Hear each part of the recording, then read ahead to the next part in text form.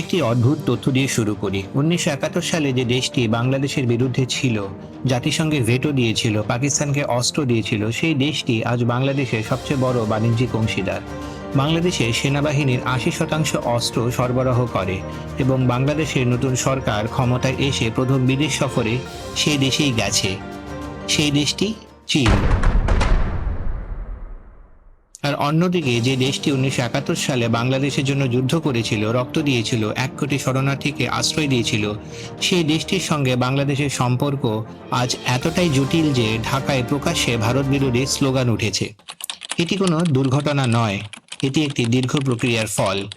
নমস্কার, আমি দেবাশিস। এই ভিডিওতে আমরা বুঝব সেই প্রক্রিয়াটি কি, এর পেছনে কার কতটা দায় এবং বাংলাদেশ আদৌ কি এই চাপ সামলাতে পারবে।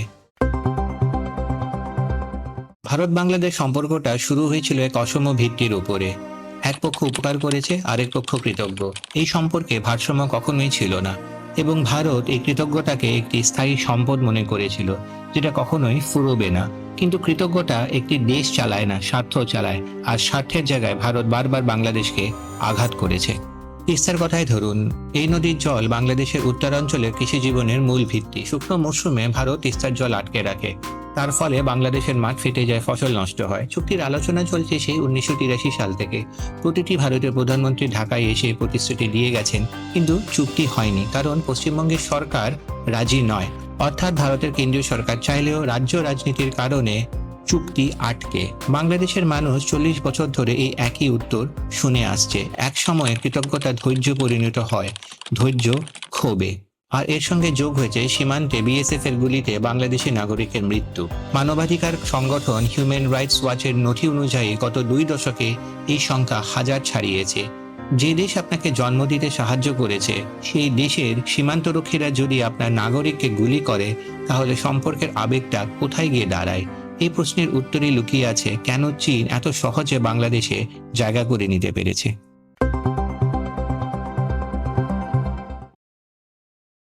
চীন বাংলাদেশে এসেছে দয়া করে নয়, নিজের একটি গভীর কৌশলগত সমস্যা সমাধান করতে। চীনের পূর্ব উপকূলে ঘিরে আছে আমেরিকার মিত্র দেশগুলি। দক্ষিণ চীন সাগরে চীনের দাবি নিয়ে জাপান, ফিলিপিন্স, ভিয়েতনামের সঙ্গে সংঘাত চলছে। আর ভারত মহাসাগরে পৌঁছতে হলে মালাক্কা প্রণালী পেরোতে হবে। সেই প্রণালী যে কোনো সংঘর্ষে বন্ধ হয়ে গেলে চীনের জ্বালানি আমদানি থেমে যাবে। এই একটি দুর্বলতাকে চীনের কূটবিদরা বলেন মালাক্কা ডাইলেমা। এই সমস্যার একটি সমাধান হলো বঙ্গোপসাগরে চীনের সরাসরি উপস্থিতি। বাংলাদেশই সেই দরজা। তাই চীনের বিনিয়োগের তালিকাটা দেখলে একটা নকশা বোঝা যায়। রাস্তা, সেতু, বিদ্যুৎ কেন্দ্র, এগুলো অবকাঠামো। কিন্তু চট্টগ্রামের সাবমেরিন ঘাঁটি, মংলা বন্দরে বিনিয়োগ, এগুলো ভিন্ন কথা বলে। এগুলো সামরিক ও বাণিজ্যিক উপস্থিতির পরিকাঠামো। কিন্তু এই বিনিয়োগের একটি সূক্ষ্ম কাঠামো আছে, যেটা সাধারণত আলোচনায় আসে না। চীন ঋণ দেয় সহজ শর্তে, কিন্তু প্রায় প্রতিটি বড় প্রকল্পে চুক্তির শর্ত থাকে। চীনা কোম্পানি ঠিকাদার হবে, চীনা শ্রমিক আসবে, চীনা প্রযুক্তি ব্যবহার হবে। অর্থাৎ অর্থটা চীন থেকে আসে এবং একটা বড় অংশ চীনেই ফিরে যায়, মজুরি ও মুনাফা হিসাবে। বাংলাদেশের হাতে থাকে কাঠামো এবং ঋণের বোঝা। শ্রীলঙ্কায় একই পথে হাঁটতে গিয়ে হাম্বানটোটা বন্দর 99 বছরের জন্য চীনকে ইজারা দিতে বাধ্য হয়েছিল। বাংলাদেশের মোট চীনা দায় এখন $4200 কোটি কাছে। সেই হুঁশিয়ারিটা মাথায় রাখা দরকার।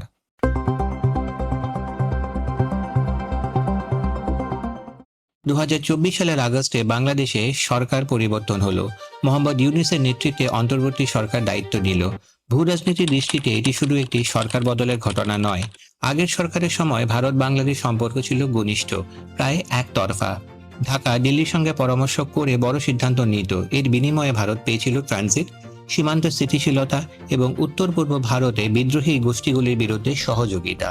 নতুন সরকার সেই সমীকরণ থেকে বেরিয়ে আসতে চাইছে, অন্তত দূরত্ব রাখতে চাইছে। তাই প্রথম বিদেশ সফর গেল চীনে। 8টি সমঝোতা স্মারক, $210 কোটি প্রতিশ্রুতি এবং একই সময়ে বাংলাদেশ পাকিস্তান সম্পর্ক উষ্ণ হওয়া শুরু হলো। ভারতের কাছে সংকটগুলি আলাদা আলাদাভাবে পড়লে হয়তো ব্যাখ্যা দেওয়া যায়, কিন্তু একসাথে পড়লে একটি অর্থ দাঁড়ায়। বাংলাদেশ তার কৌশলগত দিক নির্দেশ বদলাচ্ছে। দিল্লি এখন এমন একটি পরিস্থিতির মুখে যেটা তারা নিজেরাই তৈরি করেছে, দীর্ঘদিনের অবহেলা এবং অহংকারের মাধ্যমে।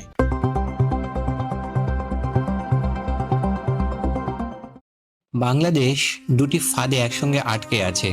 এবং দুটি চরিত্র সম্পূর্ণ আলাদা। চীনের ফাঁদটি অর্থনৈতিক এবং ধীরে ধীরে কাজ করে। চীন কখনো বলে না আমাদের পক্ষে থাকো, সে শুধু বিনিয়োগ করে, অবকাঠামো তৈরি করে, অস্ত্র দেয় এবং ধীরে ধীরে এমন একটি নির্ভরতা তৈরি হয় যেখান থেকে বেরোনো কঠিন হয়ে পড়ে।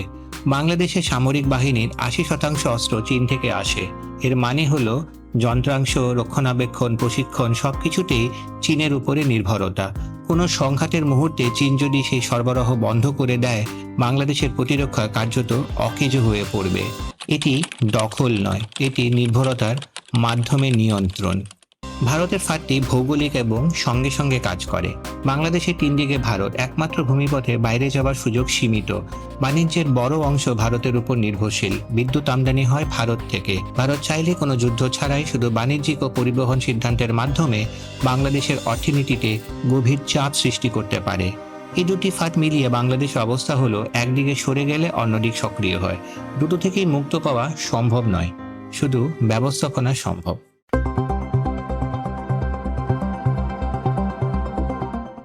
বাংলাদেশের সামনে 3টি পথ আছে, কিন্তু প্রতিটি পথেরই কিছু সুবিধা আছে এবং কিছু অদৃশ্য মূল্য আছে। প্রথম পথ, ভারতের দিকে সম্পূর্ণ ঝোঁকা। সুবিধাটি স্পষ্ট: ভৌগোলিক স্থিতিশীলতা, বাণিজ্যিক সহযোগিতা, আঞ্চলিক নিরাপত্তা। কিন্তু মূল্যটা কি? চীনের সঙ্গে সম্পর্ক শীতল হলে $4,200 কোটি বিনিয়োগ প্রশ্নের মুখে পড়বে। অস্ত্র সরবরাহ বন্ধ হলে সামরিক বাহিনীকে দ্রুত নতুন উৎস খুঁজতে হবে, যেটা সময় সাপেক্ষ এবং ব্যয়বহুল। আর ভারত যে তিস্তা চুক্তি করেনি গত 40 বছর ধরে, সেটা যে ঘনিষ্ঠতাটা বাড়লেই করবে এমন নিশ্চয়তা নেই।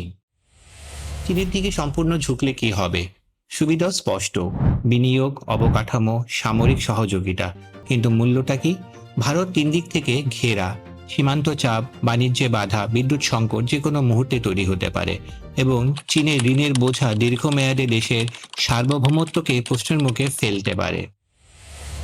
3 নম্বর পথ, ভারসাম্যের কূটনীতি। এটি একমাত্র পথ যেটা বাংলাদেশ উভয়ের কাছ থেকেই সুবিধা নিতে পারবে। কিন্তু এই পথ সবচেয়ে কঠিন, কারণ এতে প্রতিটি সিদ্ধান্তে অত্যন্ত সূক্ষ্ম হিসাব রাখতে হয়। একটু বেশি চীনমুখী হলে ভারত নাখোশ, একটু বেশি ভারতমুখী হলে চীন বিনিয়োগ কমায়।